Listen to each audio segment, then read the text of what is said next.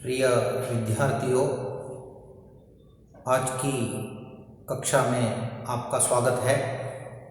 आज सूकी डाली जो एकांकी है उसका दूसरा भाग आरंभ करने के लिए जा रहा हूँ।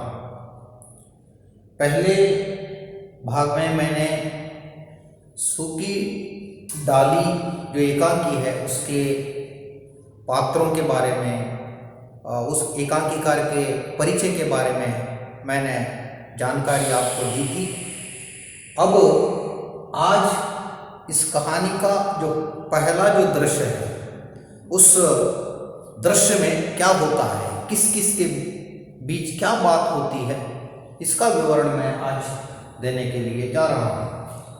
तो प्रिय विद्यार्थियों, आपने देखा कि ये एकांकी एक मंच के ऊपर उसको दिखाया जाता है। तो मंच पर अभी इंदु आती है और उसके बाद में बड़ी बहू दोनों वहाँ पर आते हैं। इंदु जो परेश की बहन है और दादाजी की पोती है और छोटी भाभी की वो बेटी है, और वही इंदु घर के अंदर एक प्राइमरी शिक्षा पास करने के कारण वही पढ़ी लिखी समझी जाती थी बेला के पूर्व में। सो आज अभी मंच पर यहाँ पर इंदु और बड़ी बहू दोनों वहाँ पर हैं।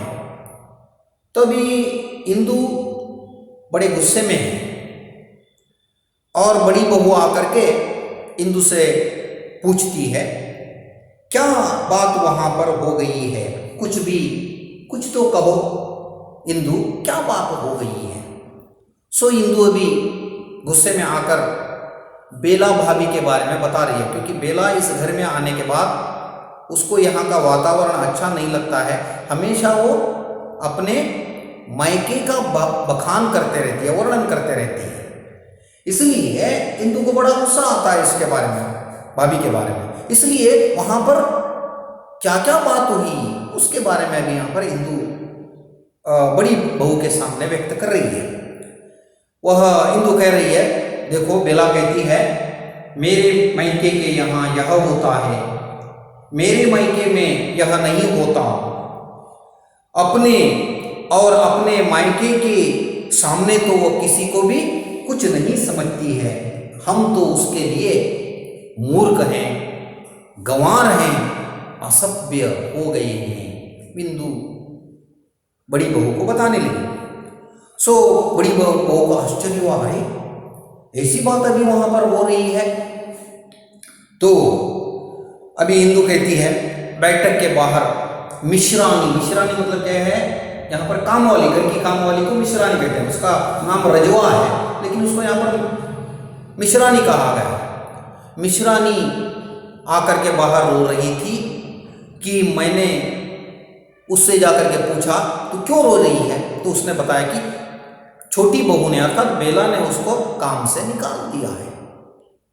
सो बड़ी बहू इसको सुनकर कहती है आश्चर्य से, भला उसको क्यों काम से निकाल दिया गया, क्या दोष है उसका। तो इंदु कहती है, दोष यह था कि उसको काम करने के लिए नहीं आता। बेला ने बताया इसको काम करने के लिए नहीं आता है, इसलिए मैंने उसको निकाल दिया है। तो बड़ी बहू कहती है, काम करना नहीं आता इसलिए उसको निकाल दिया। तब इंदु फिर बताने लगती है, उस बेचारे ने कहा भी कि मैं 10-5 दिन में पूरा काम क्या कर लूंगी, काम सीख जाऊंगी। अभी तो मैं आपका काम कर रही हूं, कुछ दिन तो लगेगा सीखने के लिए, और क्या है, मैं आपका काम करूंगी। इस प्रकार मिश्रानी ने कहा था, लेकिन किंतु बहू अर्थात बेला ने नहीं मानी। वो गई और उसके हाथ से झाड़ू खींचकर कहने लगी, तेरी जरूरत नहीं है, मैं सब कुछ अभी घर को संभाल लूंगी। और तुम्हारे अंदर तो क्या है, कोई सलीका मतलब है कोई ढंग नहीं है, काम करने का ढंग तुम्हारे अंदर नहीं है, और 10-5 दिन में तू क्या सीख जाएगी। इस प्रकार वह कह रही थी। तो बड़ी बहू इसको सुनकर उसने ऐसा बताया, सलीका नहीं है। तो इंदु फिर कहने लगी, मैंने जाकर समझाया, मैंने भाभी को जाकर, भाभी यानी बेला को जाकर के समझाया, देखो ये हमारी घर की पुरानी नौकरानी है, 10 साल से यहाँ पर काम कर रही है। वो घर की सफाई करती है, कपड़े धोती है, बर्तन मांजती है। तो क्या है, जाने तुम्हारा कौन सा वह काम नहीं करती। मैंने समझाया कि भाभी नौकर से काम लेने के लिए कह तमीज होनी चाहिए। इस प्रकार मैंने भाभी को कहा। तब बेला गुस्से में आकर कहने लगी, अरे मैंने तो यहां आकर ही नौकरों को देखे हैं, तुम ऐसा मेरे से बात करती हो, और वह ढंग मुझे नहीं आता। मैंने नौकर जो यहीं आकर देखे हैं, यहाँ आकर ही मैंने नौकर देखे, आज तक मैंने नौकर नहीं देखे। इस प्रकार बेला गुस्से में मुझे कहने लगी। फिर वह कहने लगी, काम लेने का ढंग उसे आता है जिसे काम की परख हो। काम की जो परीक्षा होती है, परख होती है, वही काम बराबर से ले सकता है। इस प्रकार वह मुझे कहने लगी। सुबह शाम झाड़ू देने मात्र से कोई काम नहीं होता, कह घर को सफाई करना, हर चीजों को बराबर से रखना, तो ये भी क्या होता है। और ये हमारे यहाँ, मेरे मायके के यहाँ अगर ऐसा कोई नौकरानी होती, उसको 2 घड़ी भी नहीं रखने देते, वो 2 घड़ी भी नहीं टिकती। तो बड़ी बहू कहती है, कहीं उसने ये सब बातें और कैसे कही जाती, जब उसे आई तो सुन रहे हैं नौकर अच्छे। तब इंदु फिर गुस्से में आकर के कहती है, देखो जब से वो हमारे घर में आई है बेला, तब से कहती है कि देखो यहाँ के नौकर अच्छे नहीं हैं, यहाँ के लोगों को खाना पीना अच्छा है तो उसके खाना पीना अच्छा है तो उसके मायके के घर में, नौकर अच्छे हों तो उसके घर के मायके के घर में, कपड़े पहनने का ढंग अगर आता है तो उनके घर वालों को पसीना क्या है, पहनना ओढ़ना कुछ नहीं आता। हमें तो कुछ भी नहीं आता है। हमारे यहाँ के नौकर तो गंवार निकले, हमारे पड़ोसी गंवार, हमारे नौकर गंवार, और स्वयं हम भी गंवार हो गए उसके लिए। इस प्रकार इंदु बता रही है। तब फिर इंदु अभी बड़ी बहू से कह रही है, क्या कहती है, मैंने भी कह दिया, क्या बात है भाभी तुम्हारे मायके की, एक नमूना तुम ही हो, एक मॉडल तुम हमारे घर के अंदर मॉडल बनकर के आई हो। हम देख रहे हैं तुम्हें, तुम किस ढंग से काम कर रही हो, यह हमें मालूम है।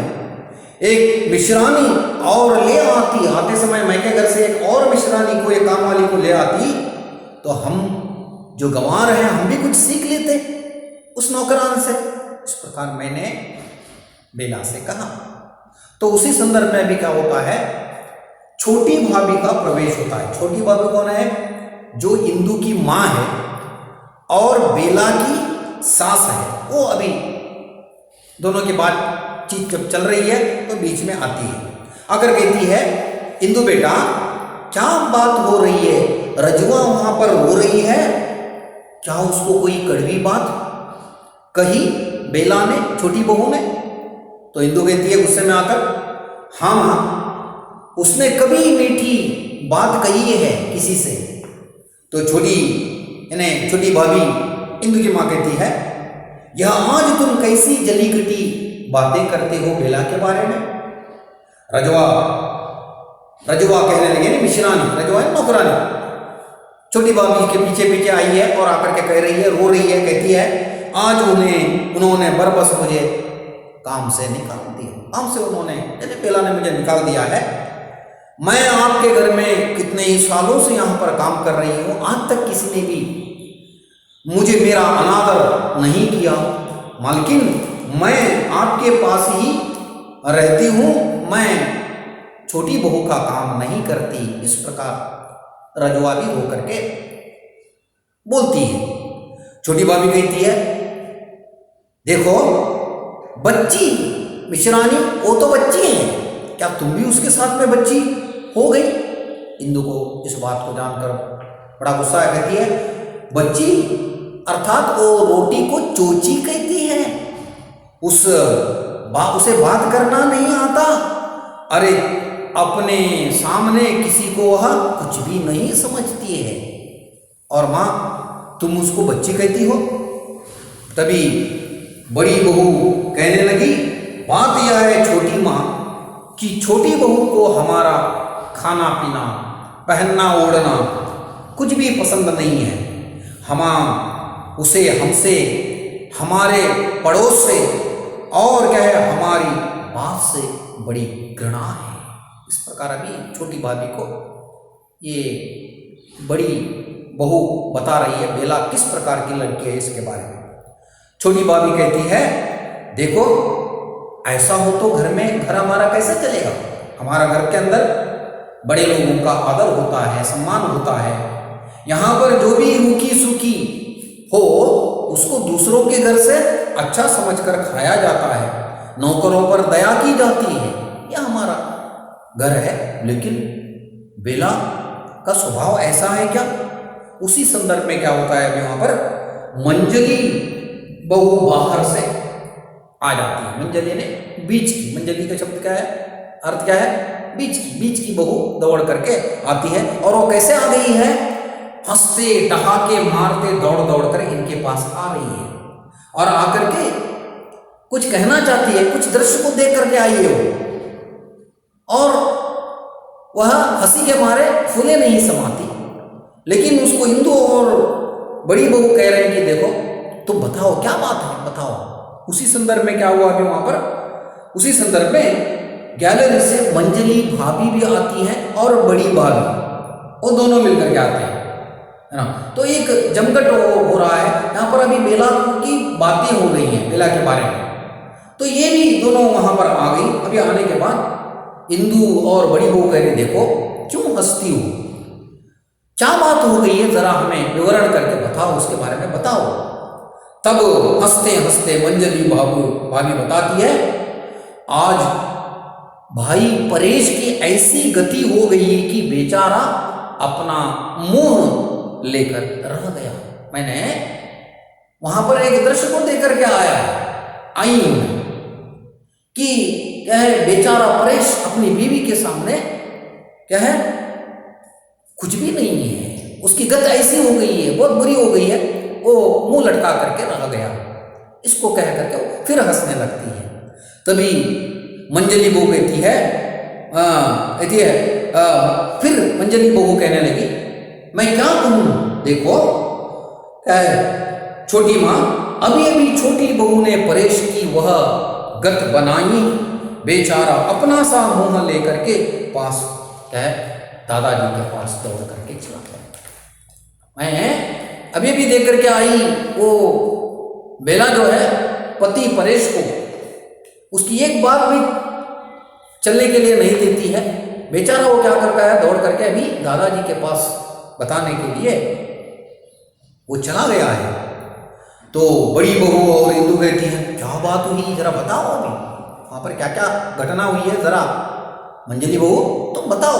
अभी मंजली बहू यहाँ पर क्या दृश्य को देख करके आई है, क्या बातचीत वहां पर हो गई, इसके बारे में बता रही है। वो कहती है कि मैं जरा ऊपर के ओर गई थी, वहां पर बेला और परेश के बीच में बातें हो रही थी। वो अंग्रेजी में इटर पिटर कर रहे थे। मंजली बहू अंग्रेजी में बड़े अच्छे ढंग से बोलती है, लेकिन मुझे कुछ शब्द सुनाई दिए, सो मैं यहाँ पर आकर के बता रही हूँ। सो मालूम हुआ कि परेश जी स्नानगर में स्नान करने के लिए गए थे। जैसे ही बाहर आए तब तक बेला ने अपने कमरे के अंदर जितना भी फर्नीचर है, कुर्सियां वगैरह है, उसको कमरे से बाहर निकाल करके उसने रखा। परेश जी आकर पूछने लगे कि ये क्या है, तो कहने लगी तो ये सभी क्या है, सड़े गले फर्नीचर है, बड़े पुराने हैं, इसको मैं अपने कमरे के अंदर नहीं रख कर लेती, इस प्रकार हुआ कहती है। परेश ने कहा देखो हमारे बुजुर्ग अर्थात हमारे बुजुर्ग इन कुर्सियों के ऊपर बैठे थे, मेरे पिताजी, मेरे दादाजी, मेरे चाचा जी इन्हीं कुर्सियों के ऊपर, फर्नीचरों के ऊपर बैठे थे, लेकिन किसी ने भी आज तक कोई शिकायत नहीं की। लेकिन तुम्हें क्या हो रहा है इसके बारे में? तो तुम्हारे बुजुर्ग मतलब क्या है? पहले मनुष्य जंगल में नंगा घुमा करता था, तो क्या हम भी आज की दौर में उसी का अनुसरण कर रहे? इस प्रकार वह मुंह लड़ा करके बेला परेश को बात कर रही थी।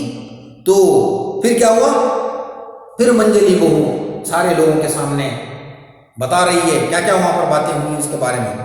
परेश ने बेला से कहा, यह फर्नीचर है, अब यदि मैं जाकर इसे रखने पर आपत्ति करूंगा तो दादाजी क्या कहेंगे? क्या करना है? दादाजी के पास बताऊंगा, देखो इन फर्नीचरों को निकाल करके बाहर रखो, तो दादाजी कहेंगे तहसीलदार बनने के बाद क्या हो गया है, तेरा सिर फिर गया है, ऐसा मुझे कहेंगे। इस प्रकार वो बोले बेला के सामने बताता है, लेकिन बेला नहीं मानती, पूरे फर्नीचर निकाल करके बाहर रखती है। छोटी भाभी इस बात को सुनकर, अर्थात परेश उनका बेटा है, और बेटे के बारे में कहती है मेरा बेटा भला। उस संदर्भ में फिर मंजली भाभी कहने लगी, बहू ने कहा, बेला ने कहा, मैं तो इस गले सड़े सामान को कमरे के पास तक ना पटकने दूंगी। इस बेडोल फर्नीचर से अच्छा है कि हम क्या करें, नीचे जमीन पर फर्श के ऊपर बिस्तरा बिछाकर सोना अच्छा है। इस प्रकार वह कहने लगी। हिंदू कहती है उस बीच इसके बात को सुनकर, अरे वो तो हमेशा 24 घंटे अपने मायके का बयान करते रहते हैं, वर्णन करते रहती है। फिर मंजली बहू कहने लगी, छोटी बहू ने अपने मायके के बड़े बड़े कमरों के बारे में वर्णन किया। वह अपने मायके के घर में जो भी कमरे हैं बड़े बड़े, उसका वर्णन करके बता रही थी। नौकरों के बारे में, फर्नीचरों के बारे में वह वर्णन करके किसके सामने, परेश महाशय के सामने बता रही थी। और बेचारा परेश भीगी बिल्ली बने दादाजी के पास क्या है, दौड़कर चले गए, बताने के लिए क्यों निकल के चले गए। इस प्रकार मंजली भाभी आकर के पूरा समाचार बेला के बारे में बताती है। अर्थात बेला इस घर में आने के बाद वह कैसा अपना नयापन अपरा रही है, मायके का वर्णन कैसे कर रही है, इसकी बात यहाँ पर होती है। तो फिर अभी यहाँ पर मंजली बाबू फिर आगे कहने लगी, मैं तो चुपके से चली आई, मैं दौड़ करके वहां से आ गई। जब उसकी जुबान है या कतरनी कंची है मालूम नहीं पड़ती, उस प्रकार वह क्या करती है, जुबान चलाती है। लेकिन मुझे बहुत बुरा लगा कि परेश जी तहसीलदार होंगे अपने दफ्तर में, लेकिन यहाँ तो अपनी बीवी के सामने तो वो कुछ भी बोलते नहीं है, ऐसी दशा उनकी हो गई है। इस प्रकार मंजली बहू सारे लोगों के सामने कहती है। हिंदू कहती है बस जबान ही जबान है, उसकी जबान नहीं, वो कैंची के समान है। तो अगर एक काम को कहो तो बराबर से कम करने वाली नहीं है। दादाजी ने कहा 4 कपड़े धोने के लिए उसको दिए थे, लेकिन अब तक वो गुसल खाने में वहां पर पड़े हुए हैं। इस प्रकार अभी इंदु अपनी बेला के बारे में वह बताती है। अर्थात वो काम वगैरह नहीं करती है, लेकिन घर के अंदर आने के बाद फिर मायके का वर्णन करती है और जो पुरानी चीजें हैं उसको बाहर निकालती है। सो अभी छोटी भाभी कहने लगी, गुसल खाने में गल रहे हैं। तो देखो, गुसल खाने में वो कपड़े दादाजी के गल रहे हैं। जाओ इंदु बेटा, जा करके उन कपड़ों को लेकर आओ और धो करके बाहर आंगन में जो है एक प्रकार से डाल दो। ऐसे कैसे हमारे घर के अंदर चलेगा? मैं परेश को जाकर के समझा दूंगी, बहू को देखो ऐसा ऐसा करना है, इसके बारे में बताओ। इस प्रकार छोटी भाभी बताने लगी। तो इंदु कहती है, परेश की तो जैसे वहां बड़ी सुनवाई होती है। देखो माँ, परेश की बात वो मानती ही नहीं है, उसके सामने वो हमेशा बोलती ही रहती है। तो मंजली बहू कहने लगी, वह मलमल के थान और अबरों की याद है ना, अभी क्या है, अभी तक पड़ी हुई है। देखो मलमल के थान और अबरों, ये क्या है, मलमल है ना मखमल के, वो थान और अबरों के, ये चीजें वो दे करके गए थे, लेकिन अभी तक वो वहां पर पड़े हैं, लेकिन उसको बेला ने हाथ तक छुआ नहीं। उसको ला करके सभी लोगों को ये दिए थे घर के अंदर, लेकिन क्या है, बेला ने उसको अभी तक टच नहीं किया, हाथ तक उसको नहीं लगाया। सो बहू रानी ने हाथ तक नहीं लगाया उन्हें, क्या है, और वे शर्म के मारे जाते नहीं दादाजी के पास, इसलिए दादाजी के पास वहां जाते नहीं है बताने के लिए। ऐसी बात, कचहरी में होंगे तहसीलदार, घर में तो अपराधियों से भी गए बीते हो जाते हैं। घर में बीवी के सामने अपराधियों की तरह से हो जाते हैं। कौन? परेश जी। इस प्रकार मंजरी को कहने लगी। छोटी भाभी कहते हैं, पर दादाजी के कपड़े ऐसे नहीं रखना है, उसको जाकर के जरा जल्दी धो डालो, क्योंकि उनको जरूरत पड़ेगी तो फिर आवाज देना पड़ता है। सो तुम बहन क्या पढ़ लिख कर छोटी बहू कपड़े धोएगी? कौन बताती है? बड़ी भाभी खुद कहने लगी, देखो तुम्हारी जो बहू है वो पढ़ी लिखी है, इतनी पढ़ लिख करके क्या वो कपड़े धोएगी? इंदु को गुस्सा आ गया। इंदु कहती है, उसके हाथ नमक और मिट्टी के बने हुए हैं जो गल जाएंगे कपड़े धोएंगे तो अभी क्या होता है, बाहर से अभी कौन आते हैं? दादाजी हुक्का उड़ा का, हुक्का मतलब क्या है, जो पाइप होता है तंबाकू डालकर पीने का, उसको उड़ा पीते हुए दादाजी अभी इस तरफ आने लगते हैं। कहाँ? इनकी जो बातचीत वगैरह जो चल रही है उस तरफ आने लगते हैं। सारे स्त्रियां अभी दादाजी को देख लेते हैं। छोटी भाभी कहती है, इंदु की माँ कहती है, तुम चलो इंदु, कपड़े पटक कर अहाते में डाल दो। देखो दादाजी के कपड़े हैं ना, वैसे ही पड़े हैं ना, बेला ने उसको नहीं धोया, तुम जाकर के उसको जल्दी से धो और जाकर के अहाते में डाल दो। अहाते में कंपाउंड में जाकर के उसको सूखने के डाल दो, क्योंकि शायद उन्हें जरूरत हो।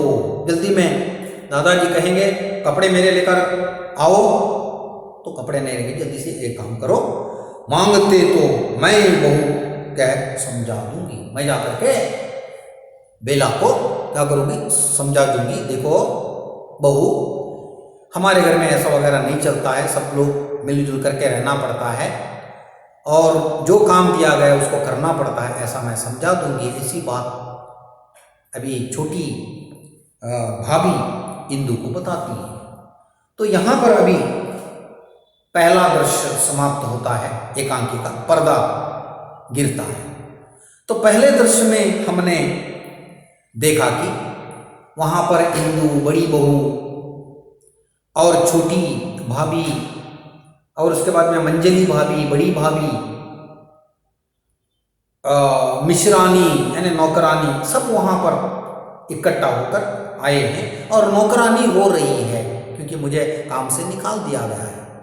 और इंदु आकर के पूरे का पूरा बयान घर के अंदर दे रही। देखो जब से बेला हमारे घर में आई है तब से इस प्रकार का वातावरण यहाँ पर हो गया है। वो अपने आप को बड़ी पढ़ी लिखी समझती है।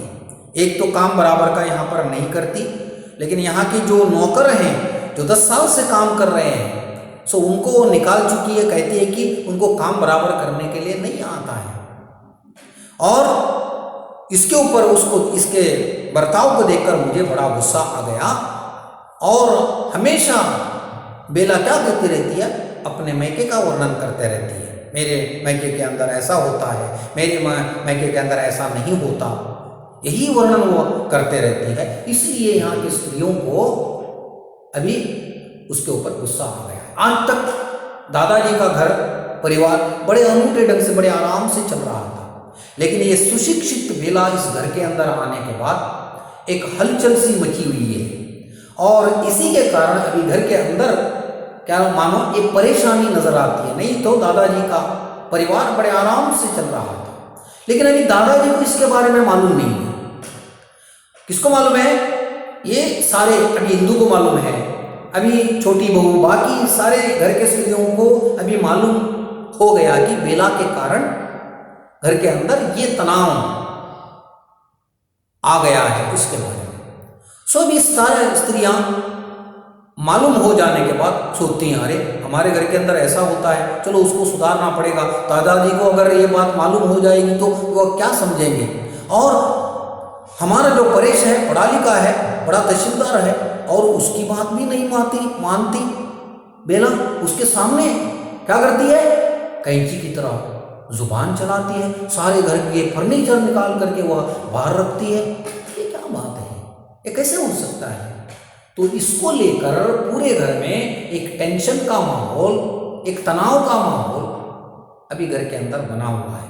ऐसे में अभी इतना हो जाने के बाद मिश्रानी को निकाल दिया गया है। बेला का ये रवैया जो चल रहा है, इसको अभी जाकर के दादाजी के पास जाकर के बताना पड़ेगा।